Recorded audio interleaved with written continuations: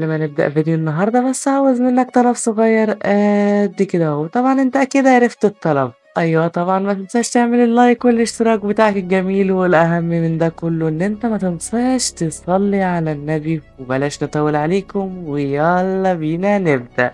نبدأ معانا الحلقة وبنشوف إن في كائن غريب بيهاجم مجموعة من الرتبائية، وفي لمح البصر بيقدر يطير رقبة واحد منهم. واحد من الفريق بيقول أنا اللي هقضي عليه، بس لسه ما كملش كلامه وراسه كانت طايرة، وصاحبهم اتصدم من اللي هو شافه وطلع يجري ورا الوحش الغريب ده عشان يحاول يقتله، بس الواد لسه ما طلعش السلاح بتاعه وكانت راسه طايرة. بننتقل عند الفريق الكامل من الرتبة اس، بنشوف مادونغ وهو عمال يدي النملة على دماغه ومفيش حد قادر عليه خالص. ده ايه العظمة دي؟ وتشاين بتنزل من السما على النملة وبتفسخها نصين. تثبت حلاوتك يا بت يا بخت صنغ والله. وبايك بيقول لهم ما تنسوش تدغدغوا دماغ النمل عشان بيفضل صاحي، وبيقفوا كلهم قدام جحور النمل ومش عارفين هيخشوا في انهي جحر عشان يوصلوا للملكة. ويقولوا لبايك يفعل قدرة عيون النمر عشان يعرفوا مكان الملكة، وفعلا بايك بيفعل القدرة بتاعته وبيعرفوا فعلا مكان الملك. خلاص بيحددوا مكانها وبيتجهوا عليها. ده ايه القدرة الجامدة دي يا بايك يا. وبنلاقي ان في اتنين من الرتبة ايه وصلوا لمكان المجموعة التانية وشافوا اللي حصل لهم. واحد منهم بيحس بقوة سحرية عالية جدا وبيطلق كل قوته. لمح البصر بنلاقي ان الوحش كان قضى عليه، وبنلاقي ان المجموعة اس وصلت كلها عند الملكة، وعلى طول بيبدأوا بالهجوم عليها، ولكن كان في حراس كتير جدا فكان لازم يخلصوا عليهم كلهم الأول. كان بيعملوا كده وبينزلوا تكسيح في النمل، وبايك بيتجنن وتحول لهيئته الكاملة ونزل في النمل تكسيح يا صديقي، وشكلها كده هتولع. وبنلاقي ان المصور اتطلب منه يقدم شوية عشان يشوف البث المباشر أحسن، واليوم جه بيمسكه بيقول له الوضع خطير جدا وممكن تموت فخليك ورايا أحسن. ونشوف لما هو بيستعد وبيجهز الكوز بتاعه وبيرش على النمل أسهم زي الرز بالظبط. وبايك بيهجم على النمل بكل قوته وشغال تقطيع فيهم،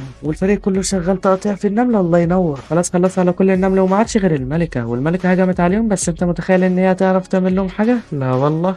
ولم طرف السما وشغال ترزع عليها بالاسهم، والكل انطلق عليهم وشكلهم كده خلاص هيفرتكوه. فجأة الملكة اطلقت غسام وكان هيقضي عليهم، بس لين كان ليه رأي تاني وعالجهم كلهم، وبيقول لهم ما تخافوش طول ما انا وراكم يا حلاوتك يا اخي. والملكة راحت تهجم على لين، بس مادونغ لحق وصدها، وتشو اطلق عليها كرة نار جامدة جدا، والنملة صرخت صرخة الجو قاعد يقلب بسببها. والنملة كانت خلاص عاوزة تهرب، بس الفريق ما سابهاش واشتغل ضرب فيها، ومادونغ وبايك جريوا عليها وثبتوها. ولما عاد يعزز سحره على شيئين، والبنت انطلقت بكل سرعتها وقوتها واشتغلت طحن وتقطيع في الملكة. ده ايه يا بنت السرعة الجبارة دي؟ وخلاص بتجهز الضربة الأخيرة عشان تنهي المعركة، وبكل قوتها بتنزل على راس الملكة وبتطيرها. لا عاش عليك والله. والشعب كله بيبقى شايفهم في البث المباشر وبيبقى مبسوط جدا، والكل بيفرح ويتبسط ومفكر ان كده خلاص خلصت، بس في الحقيقة هم لسه ولا عملوا أي حاجة.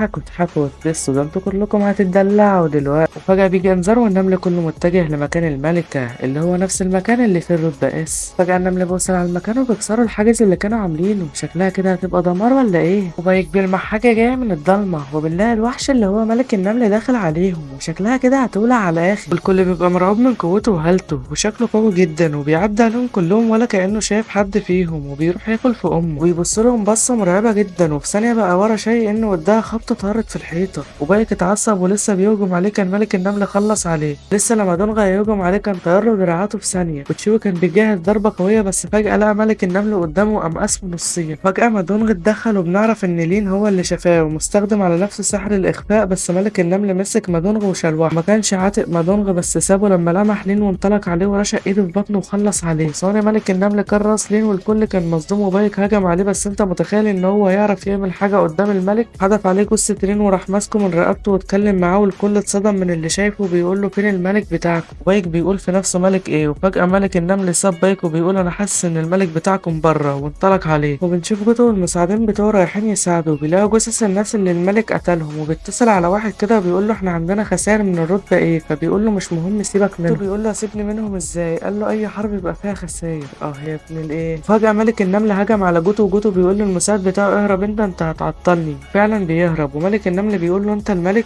وجوته بيكون مستغرب من اللي بيسمعه، بيقول له انا الملك. وفجأة طاقة الملك بتنفجر وجوته بترعب وشكله حصل صحابه. بنروح لفريق الرتبة اس وبنشوف انهم بيحاولوا يقاوموا، بيقولوا لتشو زود النار بتاعتك شوية عشان تحاول تقضي عليهم، بس تشو بيقول لهم ان انتوا بتطلبوا مني المستحيل.